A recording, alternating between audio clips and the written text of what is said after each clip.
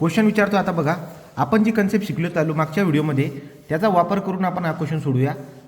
2019 पॅटर्ननुसार 8 आणि 9 मार्काला हा प्रश्न येतो आणि याला जे काही आहे याच्यासोबत 9 मार्काचा क्वेश्चन आपण काल कव्हर केलेला आहे.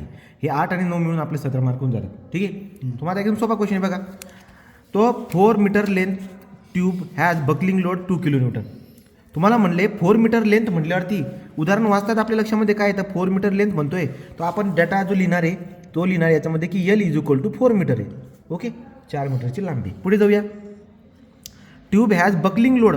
तुम्हाला बकलिंग लोड दिला आहे, त्यांनी बकलिंग लोड देऊन ठेवलेला आहे 2 kN. ठीक आहे. तो बकलिंग लोड जो दिलेला आहे, बकलिंग लोड म्हटल्यावरती PE, तो PE किती दिला आहे 2 kN PE दिलेला आहे. When column hinge at boat end. तो कॉलम जो आहे तो कॉलम दोघं एंडला काय आहे हिंज आहे. तो ओरिजिनल लांबी जी असणार ती ओरिजिनल लांबी L = काय होऊन जाईल L = 4 मीटर होऊन जाईल. ओके, बघू पुढे. Calculate the buckling load for 4.5 length. बघा त्याने काय म्हणले की हे दिलेलं आहे 4 मीटरसाठी या डेटा. तर तुम्हाला काय काढायचं आहे आता बकलिंग लोड काढायचा आहे PE कोणासाठी जेव्हा लांबी किती असेल जेव्हा लांबी 4 पॉईंट. बघा इथं वाचा व्यवस्थित. Calculate buckling load for 4.5 meter length. तो 4.5 मीटर लेंथसाठी काढायची आहे. 4.5 मीटर. ठीक आहे. तो मीटर लेंथ. ओके, ही लांबी दिली आणि अजून कंडिशन काय दिली आहे बरं का इथं म्हणलेलं आहे तो 4 पॉईंट कुठे गेला बरं प्रश्न बघा. Calculate the buckling load 4.5 length. Same tube आहे ती आणि इथं याच्यासाठी केस आहे बोथ एंड फिक्स. तो एकदा बोथ एंड काय आहे बोथ एंड फिक्स आहेत. ही पहिली केस आहे.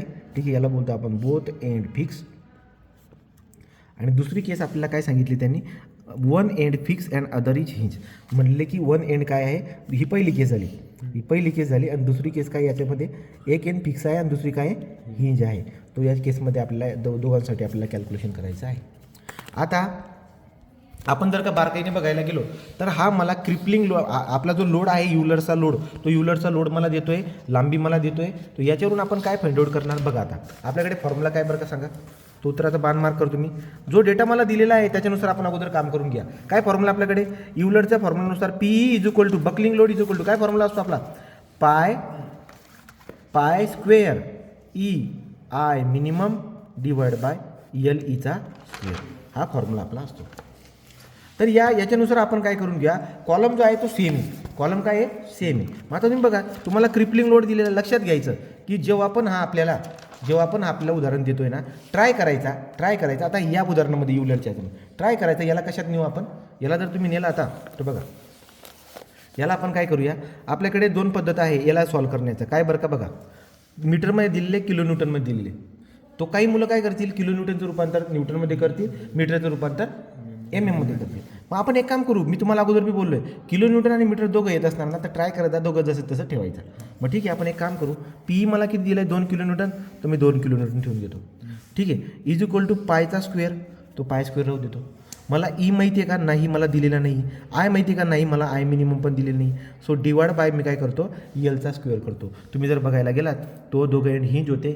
L आणि L सारखा आहे 4 आहे मीटरमध्ये आहे तो मीटर जाऊ देतो आणि हे जे काही आहे इथं करून टाकणार मी 4चा वर्ग. मग तुमच्या लक्षामध्ये येईल की हे तर ठीक आहे पण E आणि I आपल्याला जमणार नाही. ठीक आहे का. मग एक काम करा बाळांनो कॅल्क्युलेटर पाहिजे मला. आता हे बघा E आणि I मिनिमम काढून टाकू आपण. E आणि I मिनिमम काढून टाकू. मग E आणि I मिनिमम आपण जर काढला तर कसं होईल बरं का. आपण ऑन केला.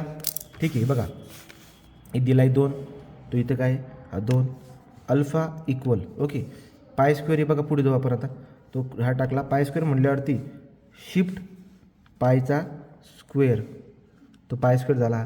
ठीक आहे. पुढे काय E आणि I मिनिमम माझ्याकडे नाही आहे तो इंटू काय करून टाकतो इंटू अल्फा एक्स. ठीक आहे into alpha x divide by आपण आता काय करणार आहोत डिवाइड बाय 4चा वर्ग डिवाइड बाय 4चा वर्ग. ओके का.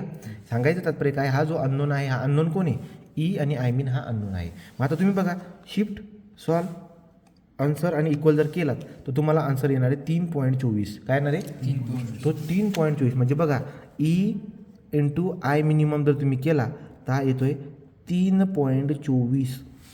ओके. आता काय करायचं 3.24 आला तो हा तुम्ही इकडच्या बाजूला वापरायचा नाव. आता काय करणार तुम्ही काय करायचं तुमच्याकडे लांबी त्यांनी दिलेली आहे का नवीन लांबी किती दिली आहे 4.5. तो लांबी दिली तुम्हाला 4.5 मीटर. पहिली केस तो काय म्हणतोय बघा 4.5 दिलेले आणि तुम्हाला म्हणतोय की PE काढा. ओके पहिली केस त्याने दिली होती वाचा बोथ एंड फिक्स काय दिली ठीक आहे. तो बोथ एंड फिक्स आहे ओके की नाही. बोथ एंड फिक्स आहे काही प्रॉब्लेम नाही. बरं बोथ एंड फिक्स आहे तर काय हा पण फिक्स आहे हा पण फिक्स आहे. लांबी किती तुमच्याकडे 4.5 मीटर लांबी किती आहे 4.5. मग तुम्ही बघा बोथ एंड जेव्हा फिक्स राहतो तो असा वागतो. याचा अर्थ इफेक्टिव्ह लेनच्या निम्मा ओरिजिनल लेनच्या निम्मा इफेक्टिव्ह लेंथ राहणार. तो लांबी आहे 4.5 मीटर त्याचा निम्मा काय राहणार इफेक्टिव्ह लेंथ. मग तुम्ही जर का एक फाइंड आउट करायला गेला तर किती येईल बरं का 4.5 डिवाइड बाय 2 हे उत्तर येतं आहे. हे उत्तर येतं आहे 2.25 किती येतं आहे 2.25 मीटर ओके का. 2.25 मीटर काय झालं बोथ एंड फिक्स असताना लांबी किती आली 2.25 मीटर ओके का. बरं चला पुढे जाऊ आता. तो बोथ एंड फिक्स. मग आता मला सांगा पीईचा फॉर्म्युला काय असतो PE is equal to pi square E I minimum divide by L ईचा स्क्वेअर बरोबर. तुम्हाला क्रिपलिंग लोड काढायचा आहे हा बकलिंग लोड काढायचा आहे सर ठीक आहे. मग आता कसं काढणार PE is equal to pi square कॅल्क्युलेटरमध्ये टाकता येतो. पण तुम्हाला माहिती आहे का ई आणि आय मिनिममची व्हॅल्यू शोधली तुम्ही किती हे बघा ई आय मिनिमम शोधलेला आहे 3.24. तर ती व्हॅल्यू तर टाकून द्यायची 3.24 आणि लांबी तुम्ही आता इफेक्टिव्ह लेंथ काढली 2.25. तर 2.25चा वर्ग करा तुम्हाला काय भेटून जाईल बकलिंग लोड भेटून जाईल. सोपं आहे ओके. तर बघा पण मग आता आपण काय करणार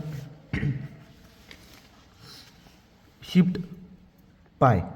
तो शिफ्ट पाय टाकला पाय square into 3.24 into pi square into 3.24. तो 3.24 ओके. पाय स्क्वेअर इंटू 3.24 डिवाइड बाय इथे काय करायचं आहे 2.25चा वर्ग. तो 2.25चा वर्ग झालं. तर हे जे पण आन्सर आपला आता 6.31 आहे ना पुढचा राऊंड करून टाकू 6.32. तो 6.32 किलो न्यूटनमध्ये डायरेक्ट आन्सर येईल. कशा दिलं 6.32 किलो न्यूटन. हा क्रिपलिंग आपला हा बकलिंग लोड येऊन जाईल पहिल्या केससाठी ओके. आणि दुसरी केस काय बोलते दुसरी केस बघा ही दुसरी केस एक एंड हिंज आहे आणि दुसरी एंड काय एक एंड फिक्स आहे आणि एक एंड काय हिंज. तर दुसरी केस बघा ठीक आहे. तो one end hinge and other fix okay. या पद्धतीने आहे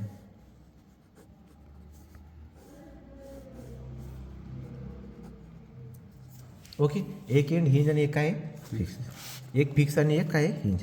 आता तुम्ही जर बघायला गेला तर वागताना बी कसं वागणार हा या पद्धतीने वागणार ठीक आहे. आणि हे जर तुम्ही आता बघायला गेला तर ही त्याची इफेक्टिव्ह लेंथ येऊन जाणार.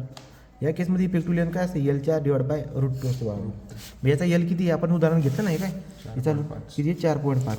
मग टाका इथं 4.5 डिवाइड बाय √2 तर किती येईल बरं का बघू आपण आता 4.5 बघा 4.5 टाकलं डिवाइड बाय √2 किती उत्तर येते याचं उत्तर येते 3.18. तो किती उत्तर येते 3.18 मीटर ही लांबी आली. चला वापरा formula PE is equal to काय फॉर्म्युला आपला pi square E I minimum divide by L ईचा स्क्वेअर. तो एल ई पण काढून ठेवला आहे तुम्ही तुम्हाला पीई काढायचा आहे. PE is equal to pi square E आणि आय मिनिममची व्हॅल्यू आपण अगोदर शोधलेली आहे जी की 3.24 आहे. मग आपण इथे टाकणार आता 3.24 आणि आपल्याकडे एली आपण चालू काढला एली किती आहे हा 3.18. तो 3.18चा वर्ग हे जे पण आन्सर येईल किलो न्यूटनमध्ये भेटून जाईल तुम्हाला. तो कंपल्सरी क्वेश्चन परत येतो हा शिफ्ट पायचा स्क्वेअर ठीक आहे shift pi square into 3.24 divide by 3.18चा वर्ग 3.16 किती झाले 3.16 किलो मीटर. अशा पद्धतीने हे उत्तर झालं आपलं. आणि मागचं कुठलं तर हे उत्तर 6.32 किलो हे उत्तर झालं.